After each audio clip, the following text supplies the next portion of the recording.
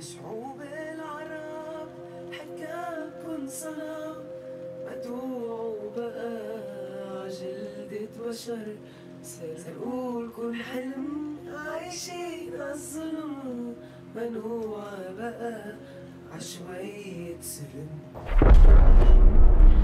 شايفة كتير أمل، شايفة كتير حماس. اثنين كلنا ثورة يا رمضان خلينا بالدولار. هذه انتخابات فاسدة ما بنعرف ولا نرضيها. ما عم بحس انه حنقدر نشوف تغيير بهال100 سنة اللي نحن فيها بعد. بلا ليه ما في عمل لهالدرجة نحن نقدر نغير شيء؟ ما في راس. بس عم يسألني كل يوم مين قتل بابا؟ وصلت لمرحلة كنت مفكرة حالي صرت بلازيه. هيدي سنة مصيرية، هيدي سنة يا بتصنعنا يا بتدمرنا. In the canyon, that's where I long to be with my three good companions, just my rifle, pony and me. Microciné, bonjour ou bonsoir, ça va dépendre de l'heure à laquelle vous allez découvrir cette nouvelle émission. Alors, le 14 octobre, à partir de 20h, au cinéma Le Lincoln à Paris, dans le cadre du Festival du film libanais de France, sera projeté un film, à peu près 2 heures, 1h50, 1h55. Le film s'appelle Journal du Liban, Diaries from Lebanon. Il avait déjà été projeté au Champs-Élysées Film Festival, si je ne me trompe pas. Puis il y a eu d'autres projections un petit peu à droite à gauche. Le film est réalisé par Myriam El Hadj, que je connais depuis quelques années grâce aux rencontres cinématographiques de Béjaïa, où j'avais découvert son précédent film, Trêve, où déjà elle installait quelque chose, pas forcément qu'un décor, mais aussi des questions de cinéma. Et on retrouve tout ça dans ce film, dans ce prochain film, donc Diaries from Lebanon. Mais avant qu'on parle de l'intériorité de ce film, de ce que ça dit aussi aujourd'hui, surtout aujourd'hui, je rappelle une chose importante, Myriam est cinéaste et libanaise. Donc je vais me permettre une question, juste une question très simple. Comment tu vas ? Je pense que je vais un peu comme tous les Libanais. On va pas bien en fait. Mais on va pas bien parce qu'on était en train de se relever de 2020 déjà et qu'on se relevait mal de 2020 et que déjà avant ça en 2019 on avait essayé de changer des choses et puis ça nous a été arraché et puis en 2020 on oublie en fait qu'on fait partie d'un pays qui est comme ça. Peut-être que c'est ça la normalité, mais peut-être qu'on l'oublie, je sais pas. Mais récemment, avec des amis à moi, on a décidé, au début on disait ça va, on a décidé d'accepter de se dire que ça va physiquement, mais ça va pas psychologiquement.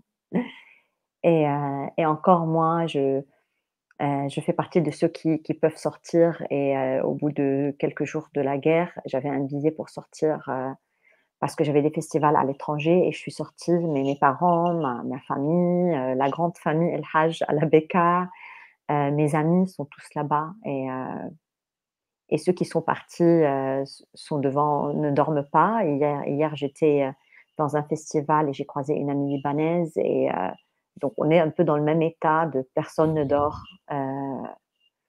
Personne ne dort parce que les bombardements s'intensifient la nuit. Parce qu'on est tout le temps sur les réseaux sociaux et avec la famille et sur le télé et sur les news. Donc on refait le deuil d'un pays. J'ai l'impression qu'on fait le deuil, on est encore sous le choc de cette, ça a été très rapide. C'était une série d'événements et d'assassinats et de super rapide pendant 3 semaines là. Ça va faire 4 semaines.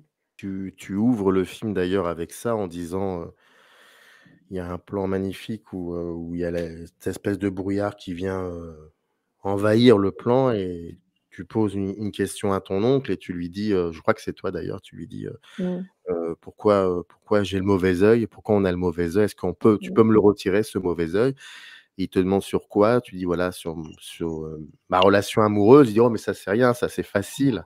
Et puis ensuite tu parles du Liban et là c'est autre chose. Donc d'emblée alors que le film, faut le rappeler, n'a pas été réalisé il y a quelques mois.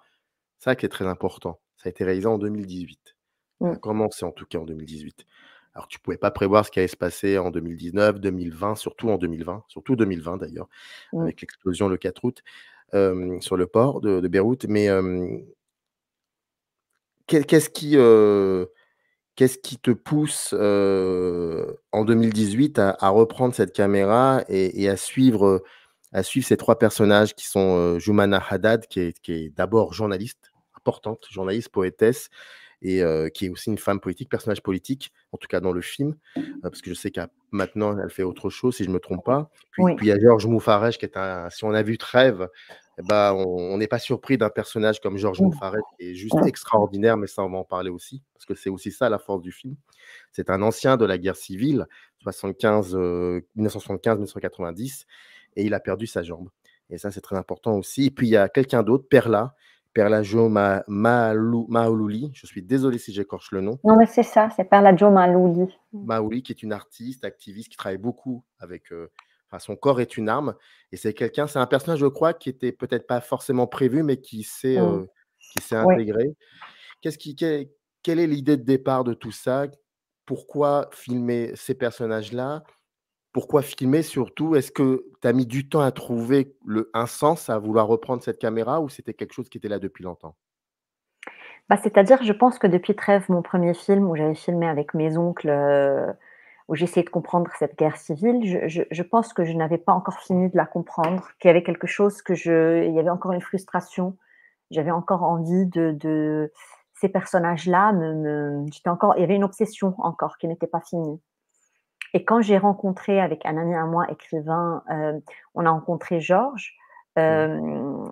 c'est lui qui va chez le coiffeur tous les jours, mais pour revenir à la maison, se mettre en robe de chambre, qui dit avoir des choses à nous raconter, qui le quartier et parmi son entourage, il y a des gens qui savent, il y a des rumeurs qui tournent autour de ce bus et de ce premier jour de la guerre civile.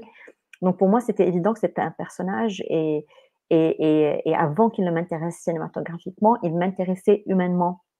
Et je pense que ça, c'est tout le temps aussi mon approche, c'est que je ne sais pas filmer des gens que je n'aime pas. Je suis sûre que, voilà, avec Georges, j'ai eu un lien, je sentais que et c'est pour ça aussi qu'il nous a ouvert la porte, c'est que je viens de ce milieu aussi et qu'il connaît mon oncle. Donc pour lui, me laisser rentrer, c'était facile dans sa vie. Après, donc il y avait cette obsession, mais aussi je savais que je ne voulais pas refaire Trêve, c'est-à-dire je ne voulais pas refaire un film que sur le passé.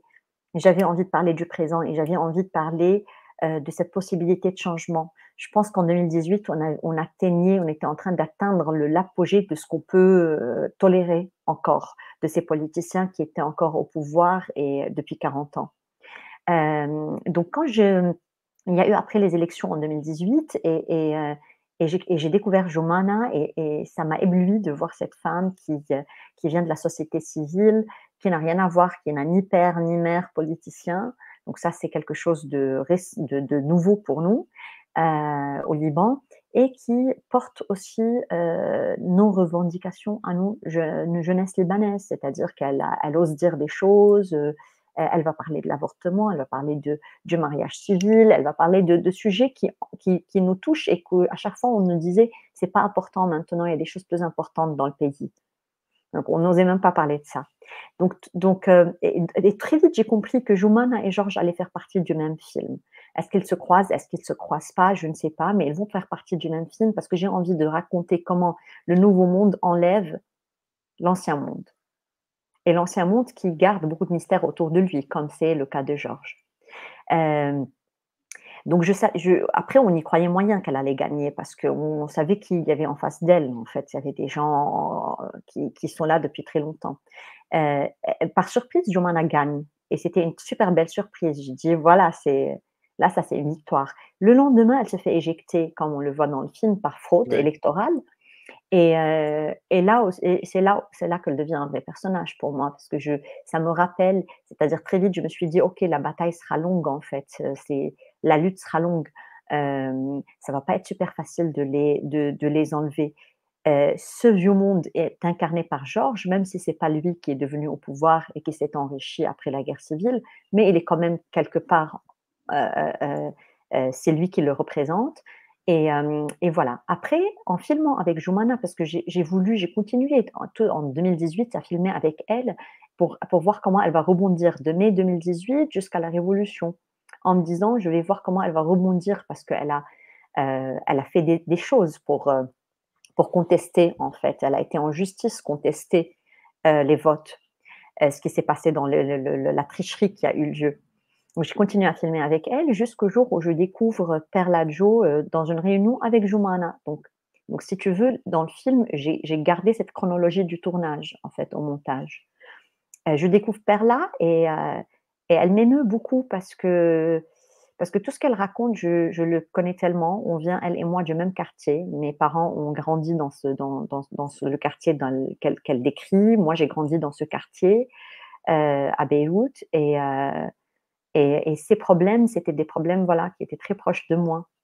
Donc, je me suis levée, je l'ai prise dans mes bras à la fin et je lui ai dit « Comment tu t'appelles ?» Elle m'a dit « Perla Joe ». J'ai dit bah, « Je suis sûre qu'on va se revoir ». Et je l'ai perdue de vue. Et 3-4 semaines plus tard, il y a eu la révolution. Et je descends dans la révolution, j'ai juste mon téléphone, j'essayais de trouver ma place encore dans cette révolution. Parce que ce qu'il faut savoir, c'est ça ce qui est beau aussi dans les révolutions, c'est qu'on cherche notre place. On ne sait pas si on va crier comme Perla, prendre le haut-parleur, dormir dans une tente, ou rassembler des jeunes comme Joumana, on ne sait pas. Et moi, je cherchais aussi ma place parce que j'ai vu très vite que je ne sais pas être ni ça, ni ça, ni ça, mais en même temps, j'ai une rage énorme en moi, mais comment je vais exprimer cette rage? Et j'ai une joie énorme, j'ai une joie, c'est-à-dire c'était un rêve qui se concrétisait. Et donc, je vois Perla, je commence à la filmer et à la suivre comme ça avec mon téléphone parce que j'ai vu tout d'un coup un corps qui s'est libéré, en fait. Elle s'émancipait devant moi, son corps s'exprimait, elle n'était plus la petite fille qui, comme ça, qui subissait, comme je l'avais filmée au tout début chez Joumana. Et c'est là que petit à petit, elle est devenue une troisième personnage. Je ne racontais pas le film, en vrai, c'est que très vite, donc il y a à bout de production Myriam Cécine qui m'a rejoint, mais avec son instinct, elle m'a rejoint. C'est-à-dire que moi, je n'arrivais pas encore à raconter un film. Je savais que j'avais 3 personnages, que j'avais envie de raconter un désir de changement, mais je ne savais pas comment ces 3 allaient être dans le même film. Est-ce qu'ils vont se croiser? Est-ce qu'ils ne vont pas se croiser? Voilà, et ça s'est créé aussi en tournant, mais j'avais cette idée de base, à la base. Où sont nos rêves? Comment changer un pays? Comment se suivre nos rêves et s'attacher à nos rêves? Mais quand tu dis, pardon, Oui. je cherche ma place, ça veut dire Oui. qu'à un moment, tu oublies que tu es cinéaste? Ou tu Bah, es au début, rappelé à l'ordre? Ou c'est eux qui te oui. rappellent à l'ordre? Bah, oui, c'est eux qui te rappellent et c'est moi qui me rappelle. Alors, c'est-à-dire qu'au début, je cherchais ma place et je ne pensais pas que j'allais faire un film dans la Révolution. Je pensais que la Révolution a dépassé le film et que là, je vais juste vivre la Révolution, la vivre comme tout le monde. Puis très vite, j'ai senti, mais ça a pris quelques jours, mais très vite, en voyant Perla, et j'ai senti que j'avais envie de la suivre et que j'ai compris que ma place, c'est ça, en fait, c'est derrière la caméra à raconter ce qu'on est en train de vivre. Et ça a toujours été un peu, je pense que ça a toujours, même dans les 2 films, ça a été un peu ça mon rôle, c'est-à-dire j'aime raconter ce qu'on vit pour pas qu'on oublie, pour pas que les générations à venir nous le reprochent. C'est ça ce que je me disais dans la tête. Je me disais que ça marche ou que ça ne marche pas, il faut qu'on puisse raconter ce qu'on a vécu, raconter ce moment où on a osé dire non, pour le raconter aux nouvelles générations. Donc c'était documenté, c'est écrire l'histoire, cette histoire qui n'a jamais été écrite d'ailleurs au Liban. Donc il n'y a que nous, cinéastes et écrivains de livres, pas de la grande histoire, qui racontent à travers l'intime, qui racontent cette histoire. Donc oui, très vite, je pense que j'ai compris que ma place, c'était de vivre cette révolution en la racontant. Alors rien n'est anodin dans ton film, hein, il faut le souligner, ne serait-ce que de la manière que tu as de nous présenter ces 3 personnages. Joumana, la première fois qu'on la voit, c'est en représentation, donc Mmh. c'est une artiste et le geste artistique est finalement, primordial chez toi. Georges, on le voit arriver de loin. Loin, c'est le Oui, passé. Et puis tu as Perla et ça, c'est incroyable parce que, hem, il y a ce moment-là beau et triste à la fois où c'est comme si en fait, elle racontait tout ce qu'on a besoin nous de savoir, spectatrices, spectateurs, qui connaissons pas finalement, cette situation-là. On peut aussi être libanais, libanaise et avoir des complications à comprendre cette situation-là. Je veux dire, c'est pas quelque oui, chose qui soit bien sûr. et je sais pas comment tu fais, mais ça, c'est une histoire de montage, on va y revenir.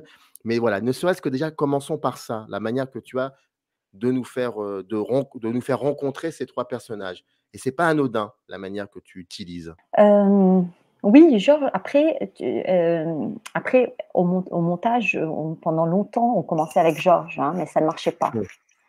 Ça ne marchait pas parce que le film nous appelait à être dans le présent et pas dans le passé. C'est un film sur le présent, en fait, vraiment, je pense aujourd'hui, et que Georges, emmène l'ombre du passé, cette ombre qui est très qui est et c'est pour ça que j'aime aussi ce plan que tu évoques de Georges qui arrive de loin et qui est dans l'ombre, en fait, qui est une ombre qui rentre et il est en contre-jour au début et on le découvre et il est unijambiste.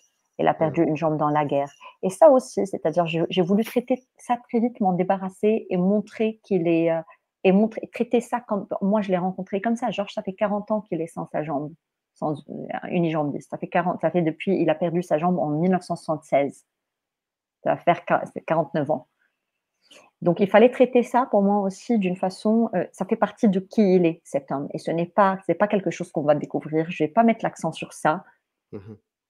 Ça fait partie du personnage. Et c'est pour ça aussi que voilà, très vite, on dévoile rien. Il rentre et il est dans ce salon de coiffure, mais malgré le fait qu'il a perdu une jambe, cet homme, il faut qu'il se chouchoute, il faut qu'il garde les apparences. Et je pense aussi que ça représente un peu tout le Liban. C'est un peu problématique chez nous aussi, mais problématique et joli, mais il faut tout le temps qu'on garde les apparences, même dans la guerre, même, je me souviens une fois durant dans l'explosion, c'était vraiment les 2 premiers jours à Chafi et à Beyrouth où on était encore en train de vider les maisons, de trouver à fermer la porte, tout ça. Je vois un coiffeur qui a tout perdu, qui a perdu la vitrine, tout est cassé. Mais il a trouvé à mettre une chaise et une table et il y a une femme qui a 70 ans à peu près. Il est en train de lui faire ses cheveux. On était genre 2e jour après l'explosion. Et je trouve que ça, c'est quelque chose il y a d'assez intéressant en général au Liban. Mais Georges, donc voilà, très vite, on crée comme ça comme personnage. Euh, Joumana, bah, cette scène, où je décide, quand on la voit, donc elle est en représentation, c'est un happening, et ils sont en train de lire, et ils sont en train ils nomment des gens, ils disent ce qu'ils ne veulent pas, et ça commence par je rêve, je rêve. Je savais depuis tout le temps que ça allait ouvrir un peu le film. Avant même la scène de créer la scène avec mon oncle, et le Mmh. mauvais œil. Mais je savais très vite que cette scène allait ouvrir le film avec qu'est-ce que c'est, parce que c'est ça le résumé du film aussi, c'est nos rêves, qu'est-ce que sont nos rêves. Et j'ai pris aussi la décision de ne pas faire un plan large, par exemple. Je reste dans des plans serrés. Donc on ne voit pas le contexte, on ne sait pas ce que c'est. On ne sait pas si c'est on sent qu'on est dans une mise en scène quand même, qu'il y a une mise en scène, qu'elle se met en scène, mais on ne sait pas où est-ce qu'on est vraiment, où est-ce qu'on est dans un théâtre, c'est pas très intéressant tout ça. En fait, ce qui est intéressant, c'est qu'il y a un balayage de visages qui racontent le rêve et ce qu'ils ne veulent plus. Et pour moi, ça résumait, ça portait tous nos rêves, en fait. Ça résumait tout le film. Perla, c'est une voix. Perla, Ouais. c'est un corps. Dans cette première, c'est tellement bien exprimé des choses, des détails de la vie qui nous gênent et qui font que, c'est-à-dire, elle parle pas de la grande politique. Perla, quand elle est descendue dans la rue, elle savait pas combien de ministres on avait, elle savait pas combien de députés, elle savait rien sur la politique. Tout ce qu'elle savait, c'est que sa mère a un cancer et au lieu d'aller se faire soigner chez un médecin, comme ça coûte cher, elle va aller prier chez les saints pour guérir. Et dans sa famille, ils vont l'obliger à voter les mêmes personnes parce que ces gens-là vont de temps en temps les aider à rentrer à l'hôpital. On est dans des mafias, chez des mafias. Et c'est ça ce qu'elle savait raconter. C'était vraiment, elle partait de l'intime et c'est ça ce qui m'a beaucoup plu chez elle, en fait.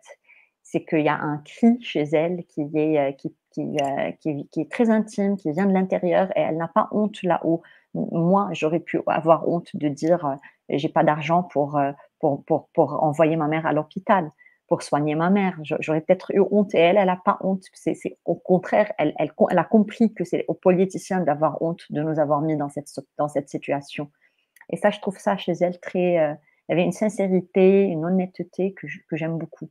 Plus on avance avec eux dans le film, et tu disais par exemple pour Joumana, tu avais décidé lors de cet happening de la filmer en gros plan, ou alors lorsque tu la filmes en arrière-plan, tu floutes le Oui. personnage qui se trouve, et voilà. Donc là, c'est un choix de mise en scène. Ma question est très simple, est-ce qu'on ne on filme pas de la même manière Joumana comme Georges ou Perle? Non, non, c'est vrai. Perle appartient à la ville plus, je trouve. Mmh. C'est-à-dire que quand elle a commencé à exister dans la Révolution, elle existait dans la ville et c'était plus un corps que Joumana. Joumana, au début, je tâtonnais parce c'est une femme qui vient aussi elle a l'habitude de la caméra en fait. Pas comme Perla du tout. Donc, parfois, quand elle parlait au début, elle était encore, elle est journaliste, elle est féministe, elle a été interviewée plusieurs fois dans sa vie, elle a fait des reportages pour Arte, donc elle se met un peu en scène. Et j'ai pas lutté contre ça. Je l'ai laissé un peu se mettre en scène jusqu'au jour où, parce que je me disais, un jour, le masque va tomber. Et en fait, le masque tombe chez Joumana. C'est ça ce qui se passe, c'est petit à petit jusqu'au moment où on va la voir plus tard et elle devient plus corps plus tard. Parce qu'après l'explosion, quand elle est en sueur et qu'elle est en train de porter des choses, une table et qu'elle passe devant moi et elle me dit: «C'est comme les histoires d'amour, ce qu'on vit, il faut tout le temps croire que ça va marcher la prochaine fois». Là, elle devient corps, je trouve. Parce qu'elle accepte aussi de se filmer. Au début, il fallait qu'elle soit, donc elle faisait attention à comment je vais la voir, comment je vais la filmer. Après, c'est petit à petit, c'est là où je me dis, on a commencé à faire le film ensemble. Je ne faisais plus un film sur ces 3 personnages, on a fait le film ensemble. Parce qu'elle a compris ce que je faisais et elle a compris. Et un jour, on s'est dit ça, elle et moi. Je lui ai dit: «Tu sais, tous les politiciens au Liban, si leur problème, c'est qu'ils sont restés des demi-dieux. Ils n'ont jamais voulu devenir des êtres humains». Et c'est ça, c'est ça le problème, un des problèmes. On rentre pas dans leur intimité, ils ne rentrent pas dans notre intimité, ils savent pas ce qu'on vive. Et elle, c'est le contraire, en fait. C'est-à-dire, elle a accepté de devenir humaine et de me montrer et de se montrer en jean, t-shirt, en sueur, en train de réparer sa maison. Et ce travail, ça, c'est le travail, que les reportages ne peuvent pas faire parce que nous, notre travail, c'est sur la longueur. Et c'est au bout de plusieurs années. C'est-à-dire, j'ai commencé à la filmer en 2018. Cette scène où elle est en sueur, c'est en 2020. C'est 2 ans. 2 ans où on s'est apprivoisés mutuellement. Georges, c'est un héros et un anti-héros. Georges, il fallait donc je le filme différemment, oui. Je choisis les lieux, je me dis: «OK, en fait, il va exister qu'à la maison» parce qu'il sort très, très rarement, Georges, en tout cas, donc il va se faire beau, il va revenir à la maison. Comment je filme à la maison? Comment je filme chez le coiffeur? Son contre-champ à la maison, c'est cette école où il y a des enfants qui sortent, donc il y a une école en face de chez lui, mais il est dans une solitude énorme, Georges. Et c'est là aussi le travail de son. Donc qu'est-ce qui existe dans cette solitude? C'est le temps, c'est l'horloge, c'est l'aboiement du chien, c'est l'école de temps en temps qui rappelle qu'une vie existe, mais chez lui, la vie s'est arrêtée. S'est arrêtée à un seul moment où il aurait pu devenir héros.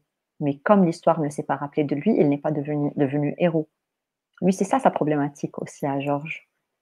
Donc il fallait aussi continuer à le filmer comme ça, jusqu'au moment où il est plus affaibli, il est au lit. Ça, par exemple, ce moment où il est affaibli et il est vers la fin et il est allongé sur le canapé, c'était très dur pour moi à filmer. Parce que c'est un homme qui veut rester beau et au début, il me disait: «Ne me filme pas». Donc j'ai mis la caméra j'ai tourné la caméra vers l'école, vers la porte mais je tournais. Donc on l'entendait parler et j'osais pas tourner la caméra sur lui, par respect aussi pour ce qu'il m'avait dit. C'est un homme qui veut rester beau jusqu'au bout et à un moment donné, c'est lui qui m'a dit: «Tu sais quoi? Filme-moi, qu'est-ce que je m'en fous». Mais même j'ai hésité à où est-ce que je mets la caméra? Du coup, on a une bonne partie du cadre où il y a sa chaise, son fauteuil dans lequel il s'asseyait d'habitude et lui, il est, bord cadre un peu. Mmh. C'est parce que j'en ai fait un dispositif, mais à la base, c'était, j'ose pas le désacraliser. Il y a un truc, j'ose pas le filmer dans un état de faiblesse comme ça. Mais comme lui aussi l'a accepté et ça a créé une scène où il va me dire, «J'aurais mérité mieux», mais tout en Mmh. fumant, tout en fumant. Donc voilà, c'est des personnages très, très différents. Je pense que j'avais plus les clés pour rentrer dans la vie de Georges que pour rentrer dans la vie des femmes, de Perla et de Joumana.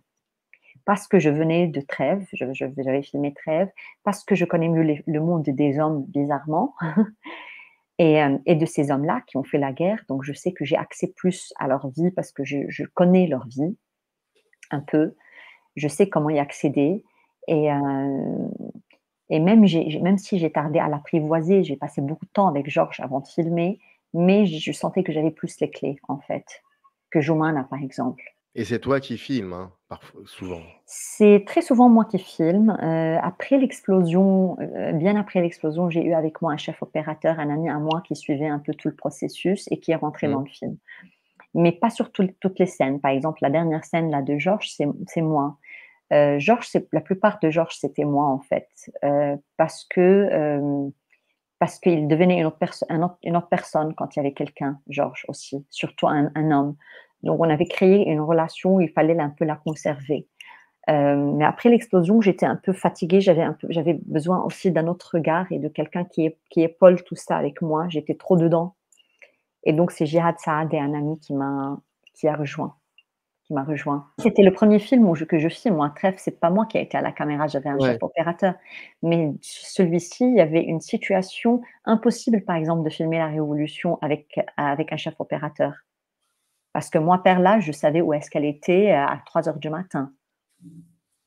Tu vois, et je devais rebondir et aller la filmer à 3 heures du matin. Donc, il y avait rien de très programmé, quoi. Bah, c'est ça, comment tu as fonctionné par rapport à ce film-là qui s'est fait sur plusieurs années? Le dérochage se faisait, dans la Mmh. foulée ou tu laissais un petit peu reposer tes images? Je ne voyais pas ce que je filmais. Parfois, je checkais juste pour voir si le son est bon, surtout les moments Mmh. de révolution. Hem, mais on a commencé véritablement à dérocher avec Anita Pérez, la monteuse de Trèves, la même, en 2020, après l'explosion, en octobre 2020. À peu près 3 mois après l'explosion. C'est là où on s'est dit: «Il faut qu'on commence à voir et que je vois qu'est-ce qui me manque». Je savais pas quand est-ce que le film allait s'arrêter. Est-ce que c'est l'explosion, la fin ou elle est où la fin? Donc c'est là qu'on a commencé à regarder, mais le film, j'avais 300 heures de rush, quoi et ouais, j'avais 300 heures de rush, principalement beaucoup de Georges, en fait, beaucoup chez le coiffeur. C'est-à-dire là, aujourd'hui, moi, j'ai de quoi faire un film que sur Georges, par exemple. Mmh. Donc il y avait beaucoup de Georges, mais Georges, c'est un personnage aussi, hem, comme tu connais Trèves, tu sais que j'essaye aussi de ne pas faire des personnages monstres. C'est pas ce que c'est pas le but ni du film et c'est pas ce que je ressens envers cet homme. Donc c'est des personnages qui sont plus complexes que ça, qui sont gris et c'est là la difficulté du montage et du tournage et plutôt du montage parce que moi au tournage, je rentrais avec des images où il me racontait des choses, Georges, mais impossible, allez, impossible, trop dur ou trop Mmh. violent. Heu, Donc, quoi garder, quoi ne pas garder, c'est quoi le cœur, en fait, le noyau de Georges, de ce personnage, et comment le rendre un personnage un peu plus ambivalent. Et je pense le résultat aujourd'hui, c'est que beaucoup de gens disent on l'aime et il nous énerve. On est énervé de l'aimer, mais on l'aime. On est énervé de s'attacher à lui, mais en fait, on s'attache à lui, on le comprend. Il y a un truc comme ça. Et je pense, j'espère que j'ai atteint ce but parce que c'est un peu ça mon objectif, c'est de rendre le personnage comme moi je le vois en fait. Le but n'est pas d'en faire un monstre. Donc, pour revenir à ta question, donc très vite avec Anita, on a commencé déjà à se dire avec quel personnage on commence à monter, parce que l'idée, c'est pas de faire 3 portraits. L'idée, c'est que ces trois puissent s'imbriquer et le dénominateur commun, c'est la chronologie du pays, en fait. Donc, on savait aussi que le film allait commencer par le début, qu'il ne pouvait pas commencer par l'explosion. À un moment donné, on s'est mis à essayer parce qu'il y en a qui nous disaient, mais créer que le film faites-le éclater, qu'il ne soit pas chronologique, mais impossible. Il fallait avancer chronologiquement parce que quand on arrive à la fin, on est un peu fatigué avec les personnages, c'est-à-dire que si on ne vit pas avec eux depuis le début, depuis 2018, les choses, on ne peut pas comprendre la fin. Donc, on a compris que c'était chronologique, sauf que, voilà, il fallait trouver par quel personnage commencer. Et celle qui était la plus simple, si tu veux, chronologiquement, avec son parcours, c'était Jumana. Son parcours était très clair. Donc, on a commencé à créer le parcours de Jumana et en avançant, on faisait rentrer Perla et Georges. Et l'idée, la difficulté, c'est qu'il ne fallait pas qu'on soit en train de faire un film où les personnages se répondent, parce que ce n'est pas ça. C'est pas Perla va dire un truc, Georges va aller dire le contraire. C'est pas ça le but aussi. Donc comment en fait, c'est très délicat, mais j'ai appris énormément de choses en fait sur ce montage parce que je pense que c'est le film peut-être le plus dur que je vais faire de ma vie en termes de montage, quoi. D'être en train de monter avec 3 personnages chronologiquement et après je suis rentrée, il y a mon personnage qui est rentré. Bah oui, il y a ta voix Ouais. off, c'est vrai. Voilà. Qui était prévu ou pas du tout? Non. C'est-à-dire au début, je parlais de ça à Anita, mais c'est-à-dire je savais qu'il y avait des images plus subjectives que j'avais envie de faire, que j'avais pas envie de rester qu'avec les personnages, j'avais envie de sortir vers des images plus peut-être mentales, on les appelait, ou un truc comme ça. Ça, c'est très vite, je le disais. Mais la forme, je ne savais pas. Et puis je me disais parfois, mais en fait, les 3 personnages suffisent à eux-mêmes, quoi, en fait, à faire un film et ils sont tellement présents, tellement puissants qu'on n'a pas besoin de moi, j'ai pas de place dans ce film. En même temps, donc au bout de 1 an de montage au plus, on avait 3 heures de film. Et dans ces 3 heures, alors que je savais que je devais couper parce qu'il y avait des longueurs, il y avait des choses des redondances, mais je savais aussi, je sentais que j'étais encore frustrée, qu'il y avait des choses que j'ai pas fini de dire. Et c'est là que j'ai compris que ça ne va pas passer par mes personnages, ces choses-là, parce qu'il y a encore un truc plus intime. Il y a la blessure de cette petite fille j'ai pas fini d'être énervée, de ne pas avoir vécu une enfance, d'avoir eu ces gens-là, ces politiciens, toute notre vie. On les a connus, on a connu leurs noms quand on était enfant. C'était des seigneurs de la guerre. On les voyait avec des armes et puis on a grandi avec eux et ils sont devenus des politiciens et avec des cravates. Et c'est eux maintenant qui décident de notre vie. Il y avait des choses, des frustrations, mais vraiment qui venaient plus de moi. Moi qui a l'âge entre Jumana et Perla. Perla n'a pas connu la guerre civile. Jumana était ado durant la guerre civile et moi j'étais enfant. Et j'avais ça, mais j'avais aussi des choses à dire sur la révolution. On se disputait beaucoup entre nous, même au Liban, entre moi et mes amis sur cette révolution, de pourquoi ça n'a pas marché, de je sais pas quoi. Donc j'avais aussi une petite voix qui me disait autre chose. J'avais envie de pouvoir dire que c'était le plus beau jour de ma vie et que je m'en fous. Je m'en fous de est-ce qu'on a été utilisé par les politiciens ou pas. Le moment où on est descendu dans la rue, on a dit non et on a senti que cette ville nous appartenait, c'est sacré pour moi. On ne pensait pas pouvoir vivre un jour comme ça. Et ça, on va le chérir toute notre vie. Donc, il y avait des petites voix comme ça qui avaient besoin de s'exprimer poétiquement aussi, et pour emmener une voix interne et plus poétique dans tout ce chaos qu'il est ce film. Et donc, c'est comme ça, voilà, c'est comme ça que ce personnage est né au montage. Il y a quelque chose de très, très organique dans ta manière de les suivre, de capter leur voix, ta voix off aussi. Et puis, bon, ça, cette question, je ne peux pas ne pas te la poser, mais Mmh. il y a le 4 août que voilà, personne aurait pu soupçonner ça. Et là, à ce moment-là, est-ce que tu as eu un moment, est-ce qu'il t'est traversé cette idée d'arrêter, de dire: «Mais là, qu'est-ce que je Ouais. vais faire maintenant? Qu'est-ce que je peux faire?» Oui, c'est sûr, c'est sûr. Moi, le 4 août, après le 4 août, je voulais plus filmer.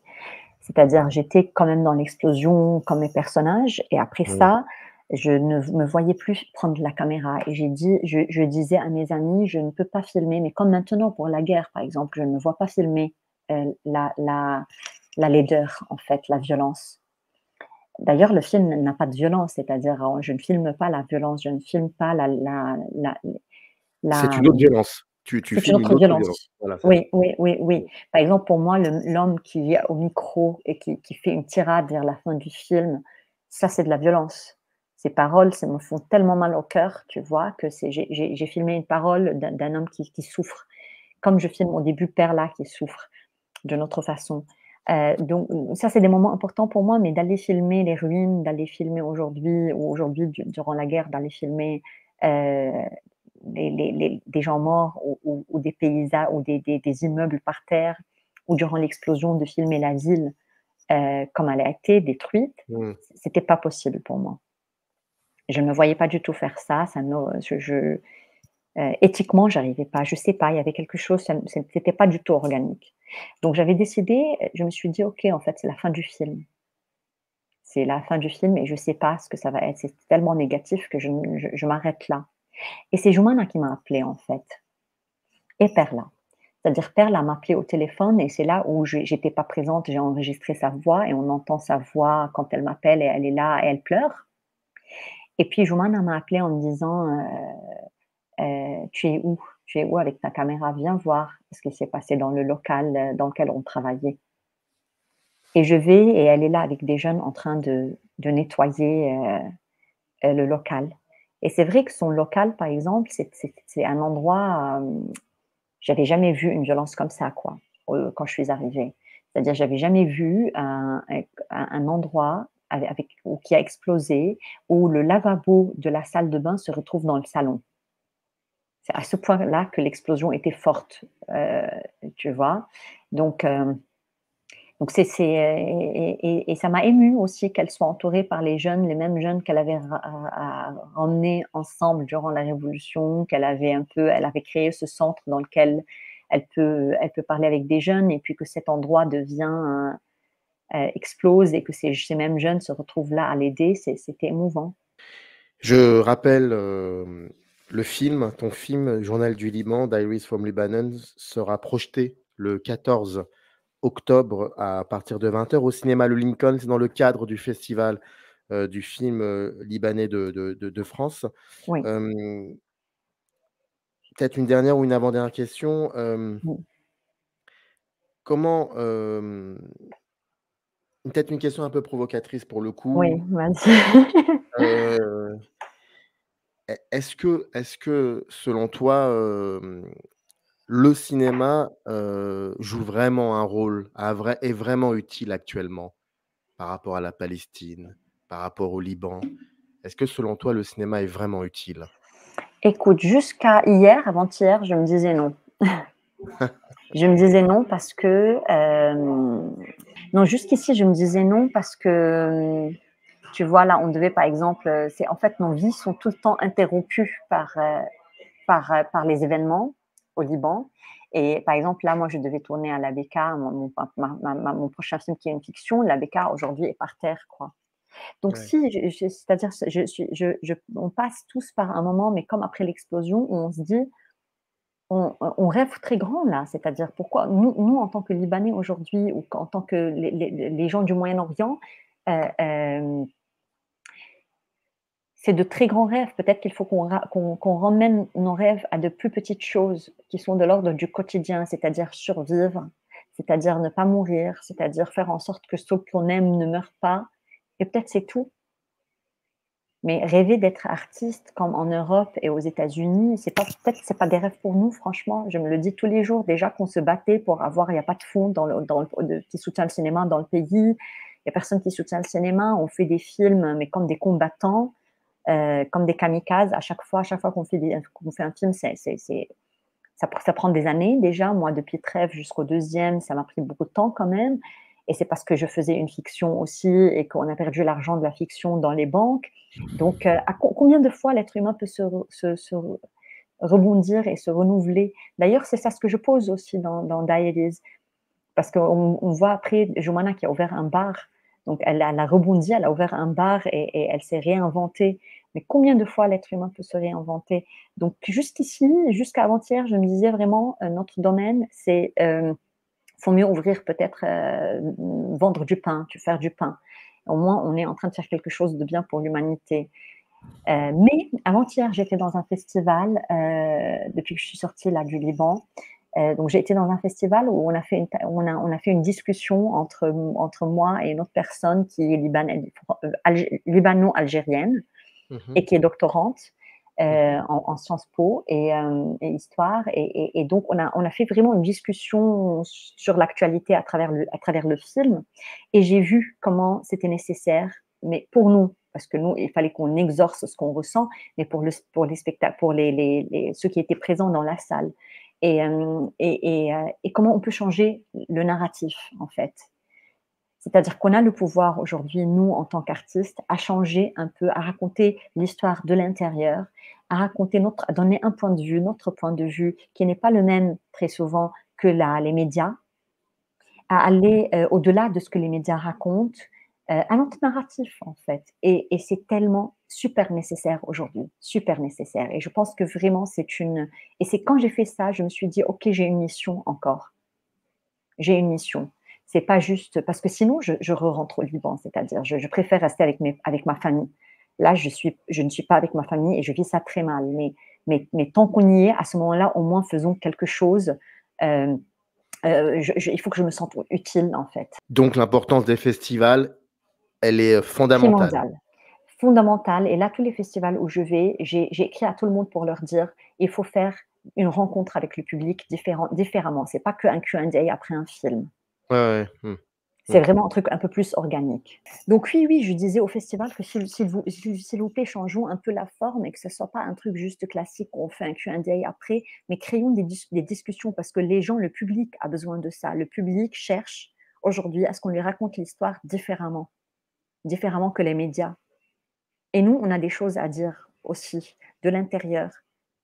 Et c'est cette rencontre que les politiciens souvent ne veulent pas créer, en fait. C'est ce genre de rencontre où on sort de nos pays et on arrive à raconter aux gens les vérités de l'intérieur à travers l'intime. Je rappelle encore, toujours, d'ailleurs dans le descriptif de la vidéo, vous avez le lien qui renvoie au site dédié du Festival du film libanais de France. Il y a une programmation importante.